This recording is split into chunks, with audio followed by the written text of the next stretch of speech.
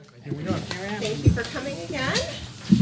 And we're going to start right away with reviewing updates to the plan. And then we're going to have a presentation on landscape design. Anybody need an agenda? Oh, I do. I do. Actually, Might need one. we were going to start with landscape and do the plan after. Is that okay? Does anyone have any No, objections? you have to go to the agenda. We've got the landscape presentation already queued up, and we have Brian here from Halverson, and also Chris Nadeau from Novus. So to answer any questions about the site, and Brian's going to present the landscape design first, and then Chris will talk a little bit more about stormwater management and other fun things. And you can take it away. Take it away. All right. Brian Jareb, principal with Halverson Tie and Bond out of Boston. We've been working with the team for a while on this, and I think most of you are familiar with some of this, but we'll go ahead and dig in. The site is in the woods, as we all know, and it's a kind of a beautiful woodland environment, so we want to do our best to embrace that character in essentially everything we do here. And you'll see that we're going to do that by preserving as many trees as possible and just making improvements to the site that kind of really focus on that character. Could you close that blue box up there just so we can see the whole? Thank you. Yes. We're doing our best to nestle the school in the woods here, and we're doing that by preserving as many of the trees as possible. So it's really an enhanced experience, both in terms of your entry and arrival, meandering through the trees, but as you can see in the darker green ovals, these are all pockets of trees that we're hoping to preserve in the construction process. So it feels like this school will be nestled kind of still among the wooded environment. And the site is very flat, so this is something that we think is very achievable because you can save the pockets without having to grade into these zones. So it'll be help kind of with the character of the school in that wooded environment.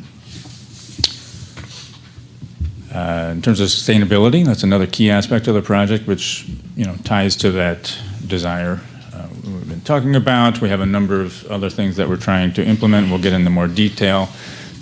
We talked about minimizing disturbance and preserving the woods, but we also want to incorporate green infrastructure and various stormwater measures, which Chris and I are working on the civil engineering front. Harvesting rainwater for irrigation, salvaging the removed trees in a creative way, which we'll show you in a bit as well. And then establishing trail connections in and around the school, which exist today, and reconnecting those. Native drought-tolerant planting as well to reduce maintenance, and then trying to reduce our carbon footprint as well, using local materials as possible. A quick diagram showing the spatial configuration, which I believe you may be familiar with. But buses will be coming in from South Curtisville Road in the red dashed lines. The parents will come in from Portsmouth up and around the lower parking lot. We've got two primary plaza spaces, the front plaza and the field plaza, we're calling it, for access to the play areas. And the way the site is configured, we're trying to localize all of the play fields up towards the southern parking lot, so this can be a community amenity as well, essentially a park that could be easily accessed from that northern parking lot. We have a handful of other outdoor courtyards around the building, which we'll touch on shortly. Actually, you can see the section on the right is worth noting as well. This is your entry drive from Portsmouth. So there's a 2-lane road with a separated pedestrian and bike lane, 8-foot bike lane for access off of Portsmouth. I mentioned green infrastructure and other stormwater strategies that we're collaborating on. Everything you see in blue on the right-hand side is an attempt to infuse green infrastructure in parking islands and in rain gardens around the building. These will be bioswales or rain gardens or permeable pavement, and all means of educating the students about stormwater mitigation and displaying it throughout the site. We think would be a great educational opportunity and just portray the school in a very sustainable way. The imagery on the right are just examples of how this has been accomplished in the past. The upper left-hand corner is an HMFH project, actually, and with us, with a rain guard and using the rain gutters in a creative way to hold the water high, so it's actually visually displaying it entering a rain garden. Very creative and fun. We have weir walls in the lower left-hand corner. That's a kind of a bioswale, so those are used to slow the water as it runs along a parking island and infiltrate on site. But again, it can be kind of beautiful and elegant way of displaying stormwater. And the other two are just examples of permeable paving and another kind of rain garden within a parking feature. Just the overall site plan, I think we're going to touch on all of these areas individually, but this generally shows the playfields to the north and then all of the various gathering spaces if we want to reference it later. But for now, we'll zoom in around the school itself, taking a little closer look at all of the various plaza spaces and courtyards around the building. Again, to the north is the playfields. We have a basketball court and play area in direct adjacency to the back of the school, which then, and what we're calling the field plaza, which is your landing point, if you will, for recess or gym, and then access to all of the playfields. And again, that is direct connection to the northern parking lot, so it can be used as a public amenity on weekends. We'll go into some more detail on the front plaza and the rear courtyards and essentially all of this, but this gives you an idea where everything is located. Okay, zooming in on the front plaza. So this is your parent drop-off and access to the main entries from the southern point of connection, and as well the bus drop-off, the northern lot as well, but primarily focusing on the parent access. We have primary circulation in concrete, so it's universally accessible to the main entry and easily maintainable. It's portrayed in a unique manner here, though, and with what you see in slightly gray off to the sides, I have a cursor, you can see that, is adding plaza space out of a kind of a resin-bound aggregate material, we call it. So it's permeable, so we can work around maybe existing trees or proposed trees in a manner that allows them to grow up and out of there to provide shade to these gathered seating areas and really feel as though we're, again, emphasizing that nestling into the wooded environment here.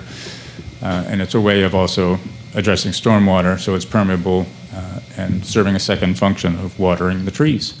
Passive irrigation. You can start to see a glimpse on the right-hand side of terraced seating features we're hoping to introduce, and something along those lines, and we'll show you other graphics of that. So it's sort of seating under the trees in a terraced form, and our goal is to work with a company or vendor to build these out of trees reclaimed from the site, actually. So we can kind of tag them, identify them, and we're working with some folks to help fabricate from the material on site. So starting to catch a couple of glimpses of this main entry point. This is an aerial from above. Again, now you can start to see those benches and how they might take form and create gathering areas, outdoor classrooms, gathering areas just for students to wait as their parents, for their parents to come pick them up.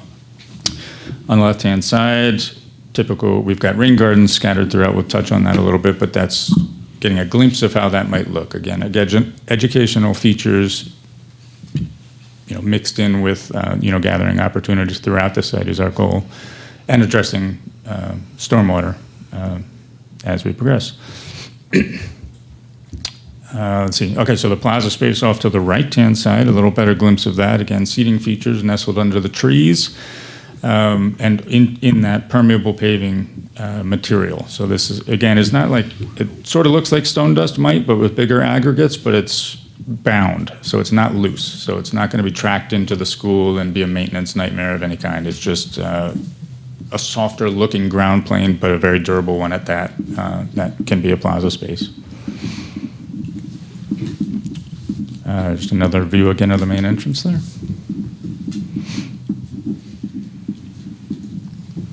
And if you're looking back into the space towards the parking area from where folks would come in from the bus, the direction, the bus drop-off. A little bit about the sports kind of field plaza area that we've been discussing north of the parking lot and adjacent to the playfields.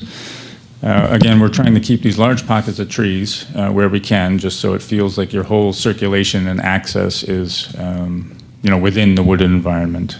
But we're also, again, to the left of that where it says existing woodland to remain, this is your primary gateway into these spaces. So it'll be directly accessed from the northern parking lot as well as from the school to the left. And we're proposing, again, permeable paving within the concrete with flexible furniture right now, or picnic tables. We'll kind of get to that point at some point. But a lot of seating. So essentially, kids will come out to recess here. This will be the gathering area, primary space to hang out under the shade of the trees, and or go and play and do other whatever they like in the fields, play areas, basketball courts, and so on. A couple of precedent images on the bottom of, this portion up here is just a kind of unique circulation zone connecting all of the various play fields, but also offering seating opportunities along the edges, again, under the canopies of the trees and in the shade, and we're seeing those again as maybe reclaimed timbers, bench seating features. So similar to a configuration you see in the lower left-hand corner, but again, out of on-site material. There's a courtyard at the back of the school. So HMFH has designed a beautiful cafeteria space where the cursor is here, and the back wall being mostly glass. So we're hoping to preserve the view shed from there as much as possible as existing woodland to, again, embrace the character of the space, but put meandering paths and paved areas through there. So you have another couple of outdoor classroom opportunities in these kind of terrace seating features, but primarily preserving the views from the building. So this is an example on the lower right-hand side of it's a multifamily project we worked on, but we're hoping to bring green right up to the building facade and trees, so it's sort of a filtered view directly in front of you, and then allow for some of the space uses and gathering to happen beyond that. So this is the first glimpse from that space out to the courtyard. Again, trying to wrap that green and some vegetation right, close to the glass, and providing filtered views to the trees beyond. Again, part of the tree survey process and salvaging of the trees, we hope to be able to identify where some of the existing trees are in this area so that we can design the path systems and everything around them, or pave around them with that permeable material that I had discussed earlier. Another view as you exit the cafeteria space and enter this space. So very, very soft and embracing the character of the woodland environment. And a view looking down in the space, again, ideally preserving a lot of trees, but proposing a lot as well to infill where we can for areas that we've had to clear for construction. Let's see, so there's a courtyard to the north. As you exit the gym area and so on, you'll be heading this direction to the playfields or over to the plaza space adjacent to the ball fields. And then there's a couple of courtyards to the south as well that we're seeing these as being a bit more passive. So we have rain gardens and visuals, something to look out at this point. So you have all these classrooms and uses around the edges, and we want that space to be really beautiful and filled with trees and softscape and serving a function, actually. So we've got rain gardens around the back of the building and in these interior spaces, and just very soft materials in those areas, possibly introducing some paving elements, bleeding into them, possibly having stormwater from the roof become a feature, that you look out at while it rains and spills into the rain garden. And then having other elements in this back area. We have an outdoor classroom. We have, maybe a little bridge over the rain gardens, again, introducing educational opportunities and activating that functioning ecosystem. We're starting to coordinate the stormwater drainage on site, as we mentioned, and we want to do that in a creative manner and a sustainable manner. So we're thinking of having parking lots pitched to rain gardens or bio-infiltration swales we discussed earlier. We understand that we don't want to do anything that's going to be overly maintenance intensive. So we're working to have them be, a mixture of boulders and stones and planting, so it's something that is relatively easily maintained, but still displaying the school in a sustainable manner. Playfields, and we did want to get some feedback from you folks or others maybe after this meeting on desired field sizes and so on within these. So we'll talk about the scale of them and what you may want for this age group, or do we want to design for others who may join over the weekends and so on and use this space. We have basketball courts shown right now, but we can also stripe those with pickleball courts or just do one basketball court and all pickleball courts. We kind of want to learn from you what your preferences would be. And then in this area over here, we're showing a play area that sort of blends in and out of a preserved wooded area near the basketball court, and we're hoping that'll be more kind of nature play tailored, including things like you see here, somewhat play equipment, just gathering spaces in the woods, or even more tailored to the older kids, like obstacle course type things. But again, we think it'd be pretty cool to use existing material on that, and we would do a little digging to how to do so.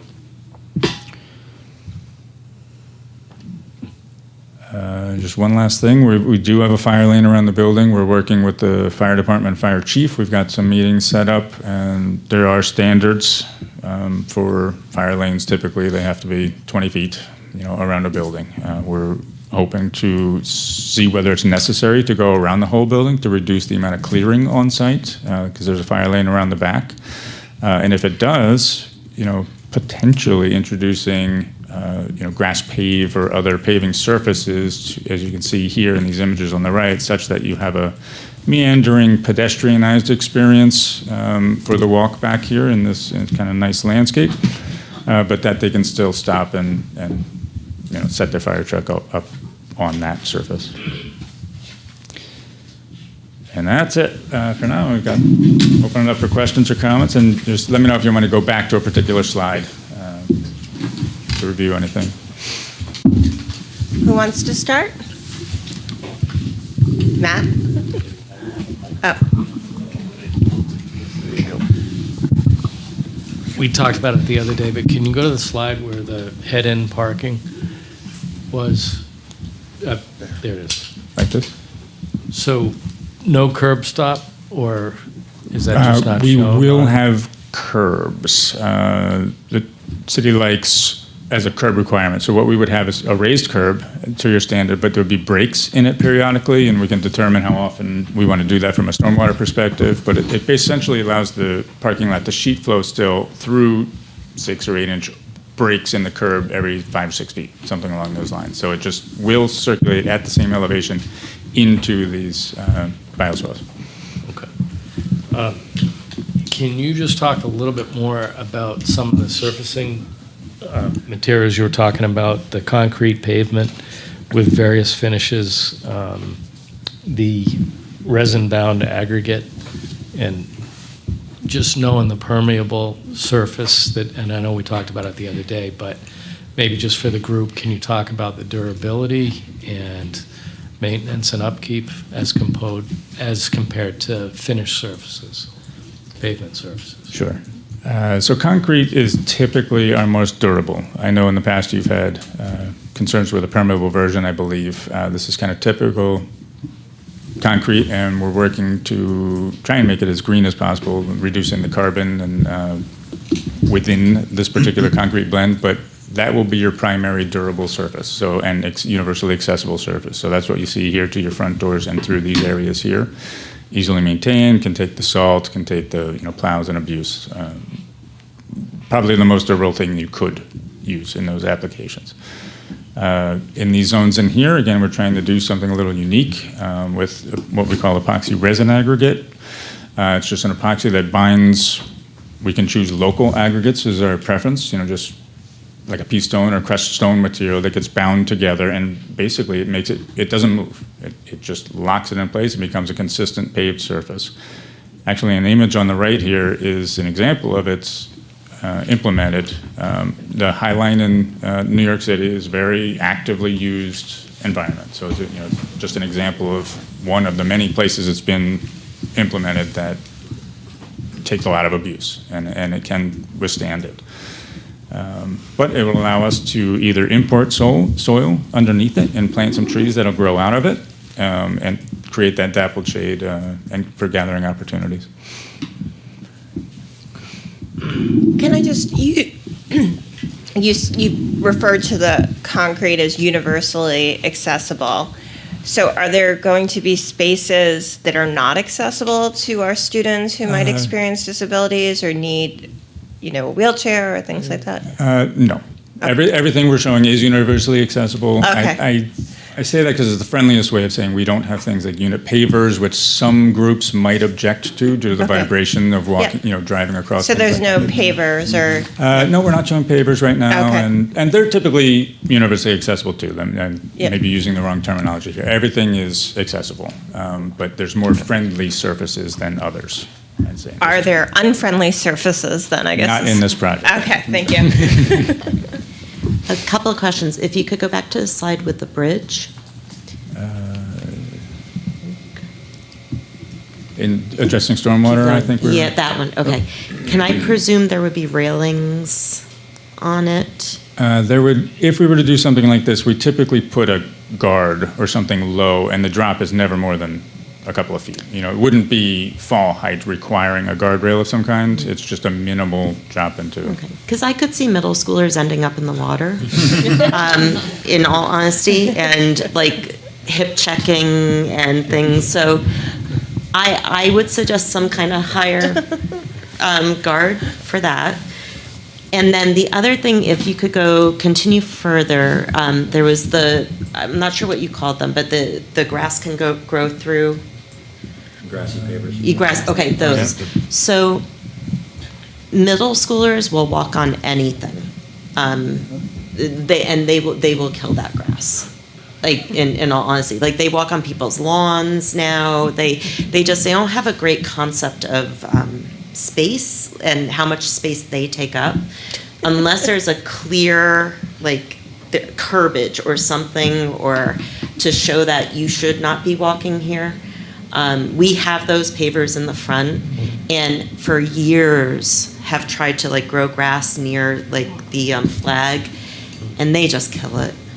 In all honesty, so just something to think about. Yeah, we normally wouldn't do this in an area that we see high foot traffic. Okay. So I think we're trying to do something more sustainable back here than a 20-foot asphalt path. Right, I know. Because we don't envision many people coming back here, actually. Okay, This so- would be sort of maybe if you want to bring the classroom, some kids out to learn about the wetland Okay. or the rain garden, or maybe you have them run around the school. I don't know Yeah. exactly what you do, but the other areas are your primary gathering spaces. So to the north for recess is where everyone's going to go, just north of the building, and then your front plaza space. So this is not a regularly. It's a very minimally accessed Okay. space. Even the courtyards between the building are primarily designed to look out at something beautiful. Okay. But you could bring a class out here periodically to grab salamanders or, to learn a little something in the Right. air. Okay. This is a primarily fire lane, right? Yes. So I had this I agree with everything you said about the potential destructive and clumsiness of middle schoolers. Unintentionally and unmaliciously, yeah. Agreed. And I was actually so I agree with all the comments you made, but I was also having that thought with your lovely bioswale and along the entrance for Portsmouth Street, that you have only an 8-foot path for multi-use. And if that's supposed to be bikes and kids, they'll sort of take up all of that space. I design a lot of multi-use paths, and 10 feet is kind of a better width, I would think, for ensuring that you don't end up with a bunch of kids in the bioswale the whole time, killing the plants. Not maliciously, yes. Just middle schooly. Can you show, we have a picture of that, don't we, the bioswale? see The that? path down the entrance, or just a typical Yeah, along bioswale? here, right in here? These are wider applications than what would be next to the road. We have a section that shows, right there, the road. So it's only a 5-foot separation between the bike path and the entry drive right now. One of the challenges we have, and we just met with the abutters that live on North Curtisville Road, is the proximity of the access road to the back parts of their property. So we're trying to minimize the width of the driveway and the multi-use path to limit, getting into their backyards or the visibility of everything. So, but yeah, I agree. 10 feet would be really nice. We're just trying to keep things as narrow as possible through there. There's just that like pinch point with Yeah. the two properties right there, exactly. Yeah. Yeah, where Mhm. it conflicts with the broken ground kind of walking track. Other than that, we I was gonna say, even We could. a, Could have even a a narrow short area. section Yeah. that's a little narrower with a overall wider width, because, I mean, I understand Because the you can do butters the, are tricky. you can do the wider down below, right? Yeah, You I can- think so. But right in where what you term it's as just the those two pitch. properties, yeah. Yeah, Mhm. okay. Can I ask a question about the parking lot? One of the things we talked about when we were talking about sustainability and solar was the potential to have I don't remember the correct terminology, but. Canopies, the solar in canopies. Does this design work if we were to do that with the storm runoff and all of that? Yeah, it works a lot better than if you were to do a pervious pavement like we have at Millbrook, because that, you want to spread the water out over the parking lot. But in this case, if you have canopies, they can run off into the bioswales directly, and it actually works better with this sort of a layout. We'd have to reconsider trees, probably. Right. I have a quick question. You talked about permeable pavement. Is that just in respect to the island areas, or is it the parking and the travel ways? The permeable, well, when I was referring to permeable pavement, that's in a couple of the areas in the plaza spaces only. So that's this gray area and this gray area here would be permeable paving that you can access and is smooth and, again, is accessible. Everything on site is permeable, though, and like the rain gardens would be considered permeable, but we wouldn't use the term paving for those. Okay, but with respect to like the parking lot, what's your material you plan for that? Is it regular asphalt? Yeah, we would just use traditional asphalt. Okay. Because, well, we use the permeable pavement in Millbrook and broken ground, it just does not hold up well to a lot of traffic. It needs a lot more maintenance, and the lifespan is a lot less, so we're not proposing to use that here, except for maybe the fire access road around back that doesn't get used as much. Okay, great. Was my question there. As far as you mentioned the aggregate is, and you used as your example the Greenway in New York, or the High Line. I'm sorry. Is there anywhere else around here where that exists that actually on the ground? I just installed it in the south end in Boston, but I can call some companies. City Hall Plaza in Boston. In Boston? Yeah, Okay. major, public space. Sure. Okay, great. And last quick question, as far as maintainability, there's a number of features there that obviously to maintain the aesthetic appeal, and not to mention the functionality for the groundwater infiltration. Do you have an idea what the maintenance burden would be on that for staff power Of the rain gardens? of the entire site?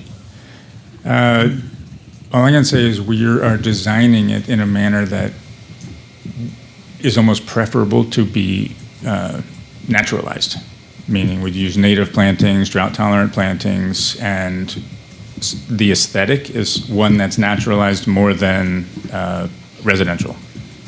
So that brings your maintenance like way down in terms of having to kind of mulch around things and do things you would typically do for planting. So I'd say nothing we're proposing is overly burdensome and different than what you would typically see from a school. Okay, thank you. So- Other questions? So what's the cost of this plan? Do we have an estimate? I know it's in our total number, It's but gonna fit in your budget. yes, but We may have to force it in there. Seriously, what's the cost? Do we know what the cost? We'll know it at the DD estimate time. So Okay. this will all be in our drawings. Okay. That will go to Harvey for estimating, and then we'll find out. And at that time, are there elements that we can look at and say, well, we may want to go with choose which options we go Yes. with? Yeah, we can always scale back in Okay. different areas. So Okay. I don't know, Brian, if you want to elaborate on that, but. No, absolutely. It's a beautiful It- design, but. Yeah, no. It's a process we're very, very familiar with. Yeah. It's every project. We take our hits, but we find, the right things that can stay in the project and still make it successful. So we expect to have some back and forth and give and take on the design, but we'll So, find and it I right. think you've heard some suggestions tonight, widening the path as soon as you can, thinking about middle school students and their willingness to unwillingly be destructive. Yeah.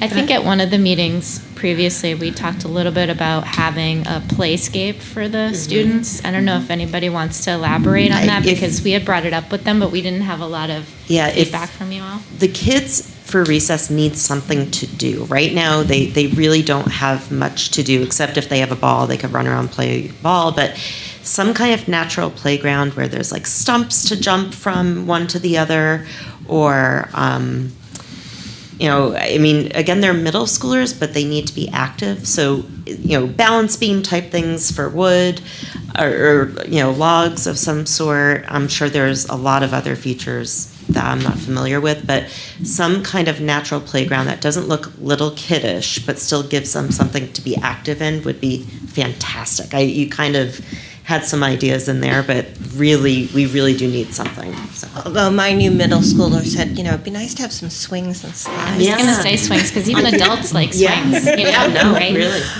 But Mr. Richard did point out that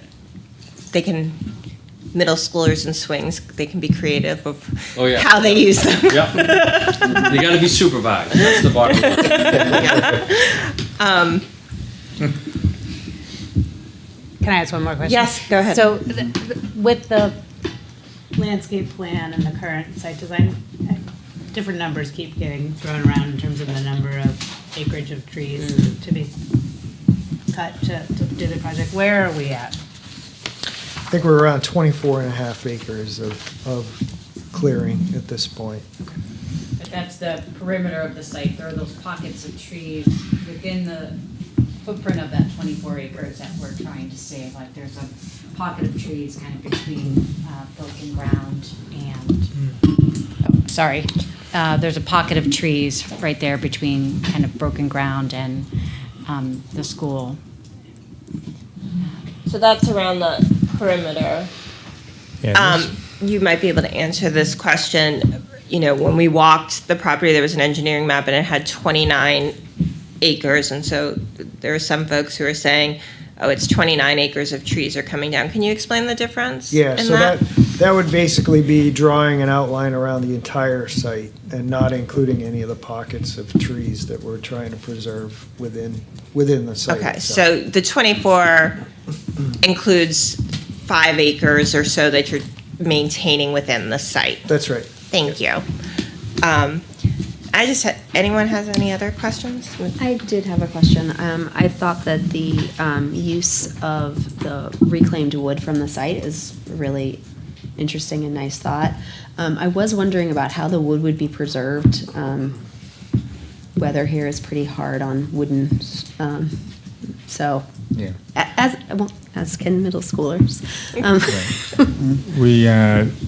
For this, we're working with a vendor, and we've used it before, something called thermally modified wood. So we can use the wood that's on site. We're looking at either oak or pine. Pine is typically more used for mass timber and things inside applications, which might be happening. And we'll use the stronger wood outdoors, the oak, and it would be thermally modified. And we're still working through whether we have large enough trees on site to do solid big timbers, or whether they'd be laminated and together to become big timbers, in which that's when the thermal modification comes in. But in either case, oak is a very durable exterior wood, so this wood will be here for 25 years, and not need maintenance. Matt? Not need ongoing maintenance, because we actually like it to go gray. wood tends to weather to a gray color, but it'll just be very durable and not need varnishes and things annually. Could you go back to just, well, you're right there on the site plan. Can you just, with your cursor, show where you would be having curbing? That topic came up today from the South Curtisville Road coming into the site and also the, from the Portsmouth Street. So is it, it's the so assumption you're going to have granite curbing? The plan was to not curb the main driveway coming in from Portsmouth Street. And that's really for stormwater drainage. When we put curb in, we have to put catch basins and storm drains in, right? Right. If we don't put the curbs in, then we allow the water to filter out into the bioswales better. We definitely will have curb at all the parking areas and anywhere we have a sidewalk up against a driveway or parking area. The bus loop we're showing, to minimize the amount of clearing we're doing, we're showing the sidewalk right up against the road, so there will be a curb on one side of the bus loop coming in.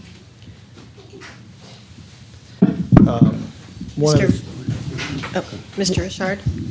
Sorry, one of the other things we talked about was the use of granite versus concrete.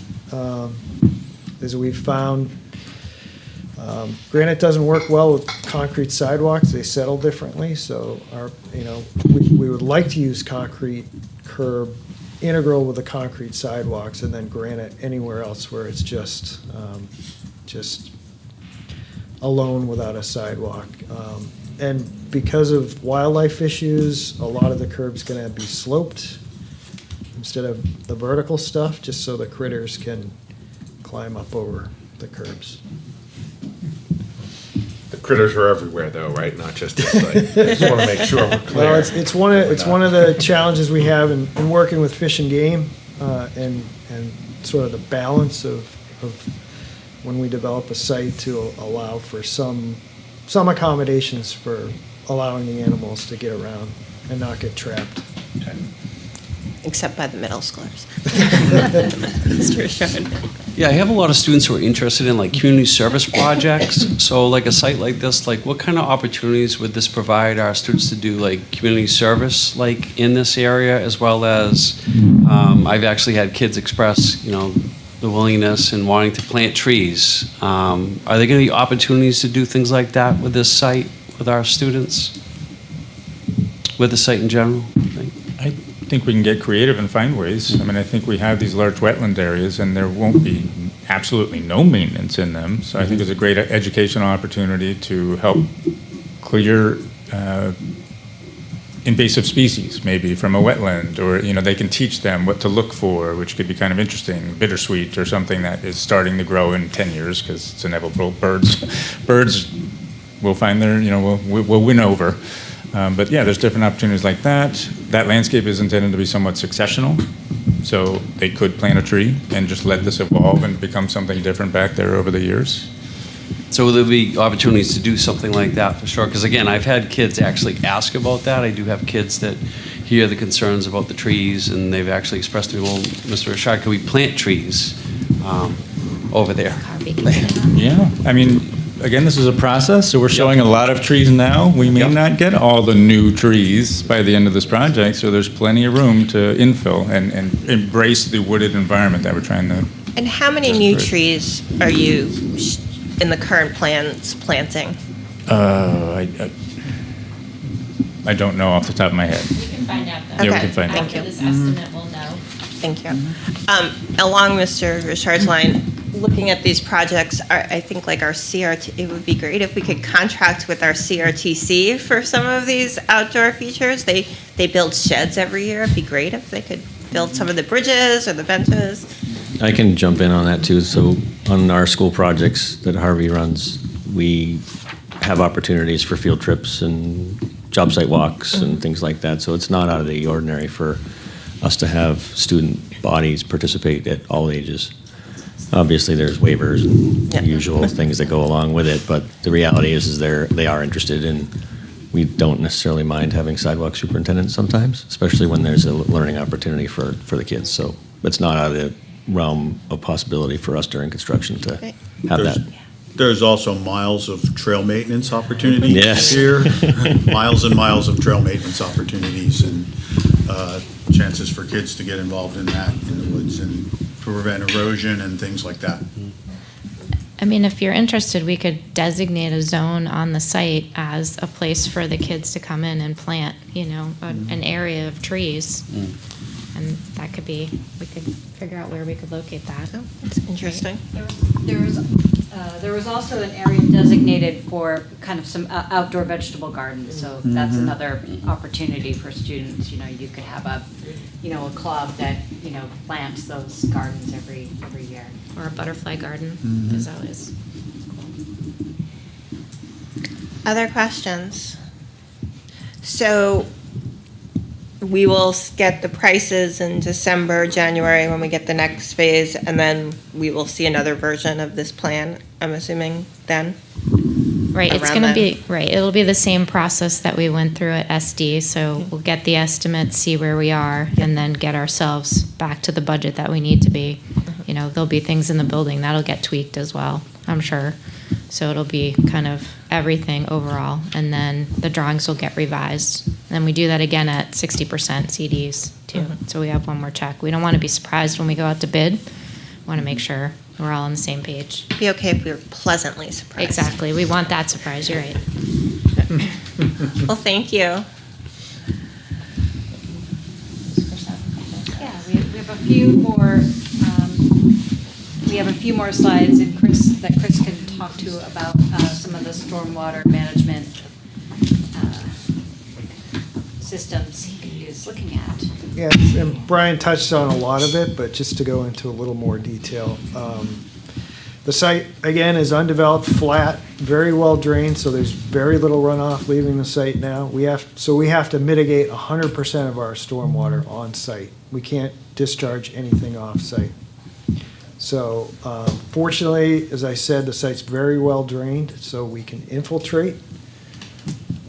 And really, the two ways that Brian discussed to infiltrate stormwater back in are using rain gardens, which are the surface feature. They have an amended soil underneath them, so of 2 or 3 feet that allows water to percolate through slowly in a controlled manner and treat the stormwater. And then underneath we have these arches you can see in the left that will actually store large quantities of stormwater and then infiltrate into the ground. And those probably will be in the parking areas, and the rain gardens will be sort of around the building and on the periphery of the parking areas, but they're all connected. And then if you go to the next slide. And that doesn't interfere with geothermal, I'm assuming? No, the plan is for the geothermal to be in the baseball field, so it'll be all centered in the baseball field, the wells. So this, we'll lay these out so they don't interfere with any of the light poles or the landscape islands or anything like that.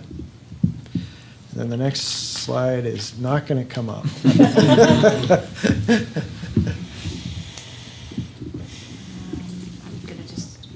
Restart. That worked the last time. Yeah, I think the other slide is just is more of a bioswale detail. Same thing. Without the arches underneath it, it's for lower volume stormwater, and we just the water gets into these bioswales. There's amended soil and plants that take up the contaminants and the nutrients, and then it's percolated into the groundwater slowly.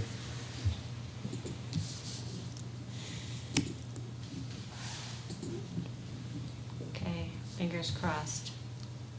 There we go. Yeah, that's just a typical bioswale.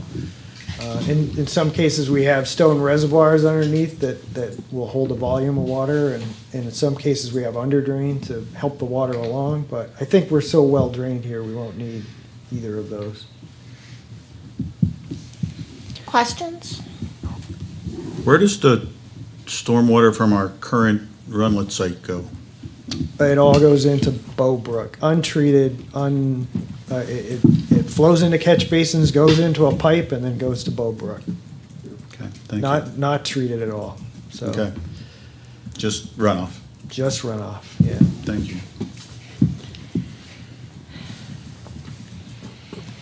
Questions? Sorry, I do not know why this is happening. Wants it to be a short presentation tonight. We did have some revised plans, which we can share with you. Yes. We've made some minor revisions to the floor plans that we were going to share, and I might just have to keep trying to reopen this. I don't know why this is happening. Well, it's because you're doing a public presentation that you want things to. This is actually a relatively small file, too, so.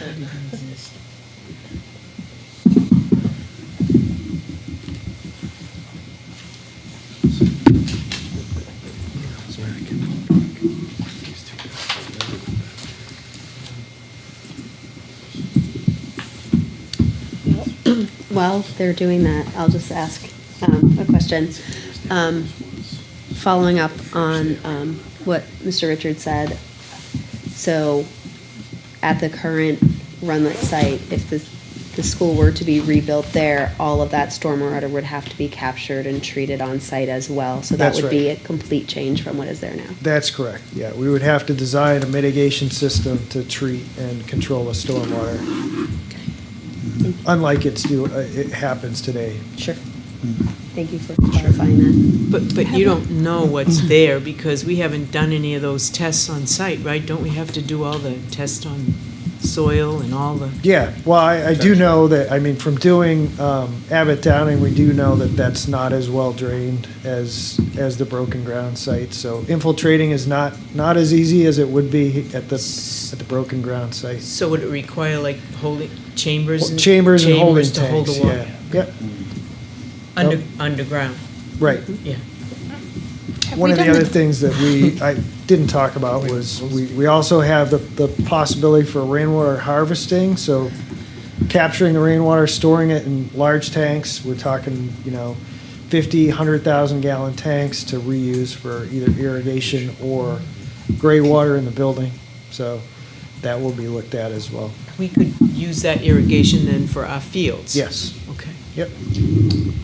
Have we done the testing for the geothermal, the initial test? Not yet. Not yet. I think the problem is the truck is so big that we have to clear and build a driveway to get the truck in to drill the well. So we're kind of waiting to see how the site evolves so that we don't build something that's going to get destroyed later. Makes sense. Other questions? Ah, you get your file up. Okay.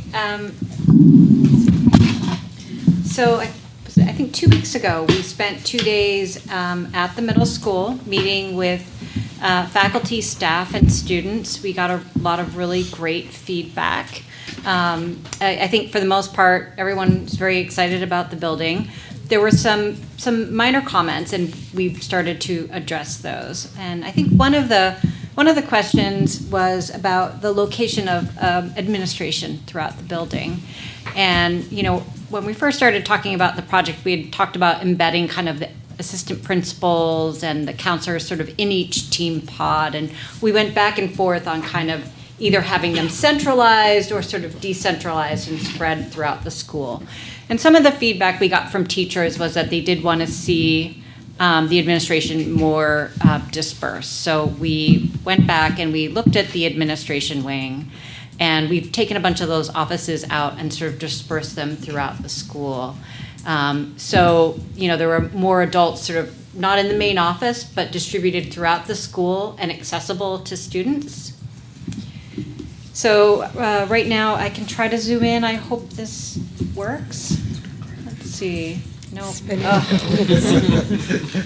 think just point with the cursor. Yeah, I might just have to point. But basically, so we still do have an administrative suite kind of right as you enter the building. But we only have 3 offices in that administrative suite now. So we have the principals in that office along with the special education director. And the third office, Jay? Yeah, really kind of to be determined, really.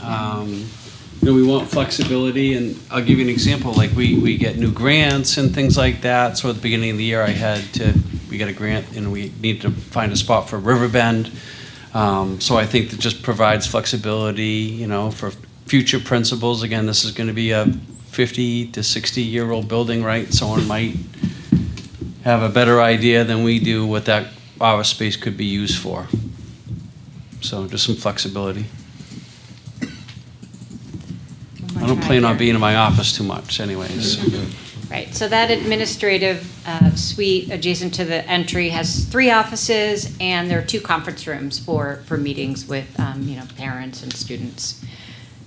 Let's see If if you I keep it can. on this mode, you might be able to like zoom in and out with the buttons on the right. So, Yeah, I won't go full screen. Okay, they use the arrows on the right. I'm trying, it's Yeah. not responding. Yeah.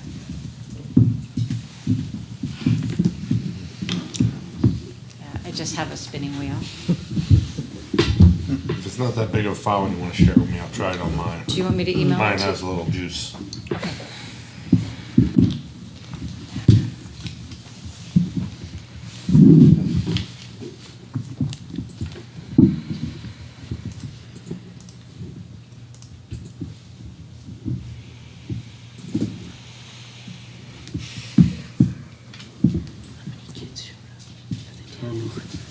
People asking me questions. So-and-so. Yeah, your file is a lot larger than mine too. Special permission to help over the dance tonight, and she showed up and asking, can she attend with us? You want to disconnect Holly and Jack can get on while you're What's that? disconnect so Jack can jump on. Yeah, I have to email the presentation to Jack. He doesn't have it yet, so I'm just emailing it. Oh, yeah, sorry. 10:10. Yep. Oh, I'm sorry, disconnect. Yeah, here you go. Good? You're good. I'm just waiting for her email. Hopefully it works.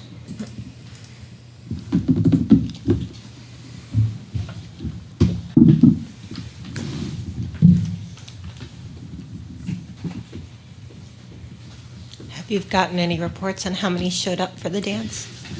I'm actively answering questions as we speak on my phone, which is embarrassing, but everything's going great.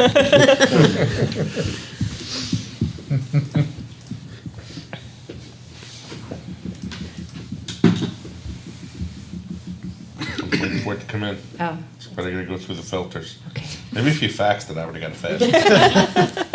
It says it was sent, so. Okay. Can't still do that. Fax is still I'm gonna bring it on the thumb drive next time. Just give it to you. Yeah, fine. Yeah, probably do that from, you know what, this sometimes is, Okay. Yep, Did you get the email? I did. Okay. Yep, I just opened it. I'm just getting rid of whatever else I have open. So I can focus just on that. Okay. See if this works. So that was one of my regrets when I was doing the project. We had all the admin in one area, and then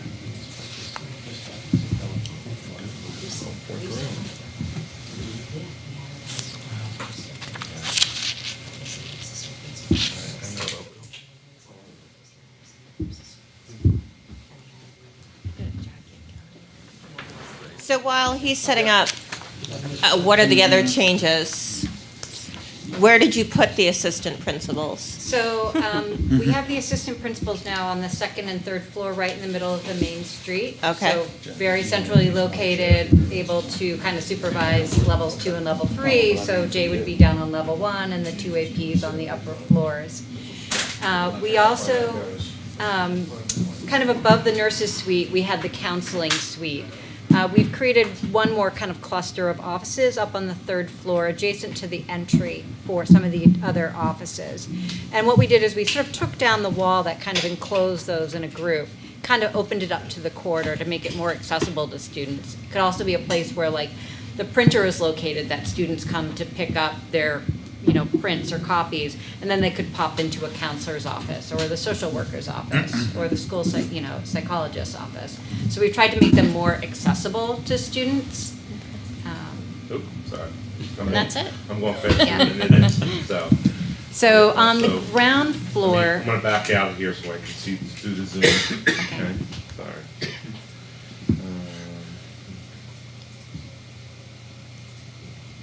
Let's see, Control plus.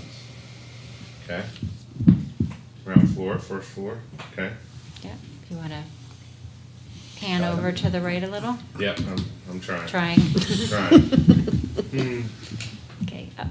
Okay. There we go. Am I Okay, good? so, yeah, there you go. So there, that is sort of the administrative cluster that looks out on the entry plaza with the 3 offices, records, and then the administrative assistants kind of out front there. We still have a transaction window, of course, at the entry vestibule. The nurses suite, which is to the south of the entry, hasn't changed at all. So that's similar to what you saw before. So the nurse's office is very accessible. If you're releasing a student, who's ill, you can look out to the entry plaza and you have a visual connection. And there is one undesignated office kind of centrally located on this floor. And that's where the APs are located on the 2nd and 3rd floor. So if you want to go up to the 2nd floor, you can take a look at the 2nd floor. So this is that cluster of offices adjacent to the entry. So this is 2nd floor, but kind of right next to the entrance, we have counseling offices and a small conference room that could be used for counseling for lunch bunches or meetings. And we've opened that up to the corridor, so you can kind of flow into that green space from the corridor. There's a counter there where you could have a printer or copier or resources for students. You can see moving to the west, we have the assistant principal located there in the center of Main Street and another counseling office adjacent to the AP. If you keep scrolling down to the west, a little further down, we moved the robotics and makerspace from the 3rd floor kind of over the entry to the 2nd floor above the wood shop. And I know when we met with that team at the middle school, they were hoping to be a little bit closer to one another because they work together a lot. This actually also gave robotics a little more space than they had before, so they can kind of have a dirty zone and a clean zone. A dirty zone where they're making stuff on the right, maybe the clean zone on the left, where they can run their robots. We're looking at a movable partition between the 2 spaces. But this is right above the wood shop, which is on the 1st floor. So we'll make sort of the sharing that they do very, very easy. They can run up and down that stair that's right behind them. And then moving up to the 3rd floor, so where we had robotics previously. And over the other side? Yeah, other side, yeah. So that green zone there used to be where robotics was, kind of across from art. And we've moved more of the offices sort of out into this zone. So again, this is a cluster of offices open to the corridor, easily accessible to students. We've got one of the counselors in there, the social worker, and the school psychologist. And all of these offices are the same size, so it's very flexible. If one configuration doesn't work one year, you can, move people around the next year. And then again, you've got the 2nd AP and an adjacent office, which is right now designated for 21C and grants. But the key was really to get those APs out into, the student population.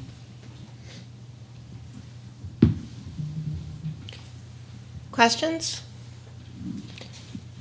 I had a question. I know we have teacher planning space, but do we have a central teacher lounge area? We do, actually. I forgot, that is the other thing that just moved. We do have a staff, teacher staff lunchroom. So if you go back to the 1st floor, that used to be on the south side of Main Street. We've moved it up to the north side of the Main Street. Second, I'm sorry. There you Okay. go. Yeah. So it's kind of above the cafeteria. Next to the kitchen. Yep, go to the west, keep going to the west, it's on the outside Right there. of the Okay. building. So that is kind of the staff lounge, lunchroom. It could also have technology in it, so you could use it for, kind of training sessions. So It's a flexible space, and it now has some windows, which is nice. So it'll look out, to the woods to the west. The kids to the east. These changes, do they add any square footage to the project? Okay. Other questions? All right, thank you. And then our third item is the Traffic and Transportation Working Group. So you're going to tell us when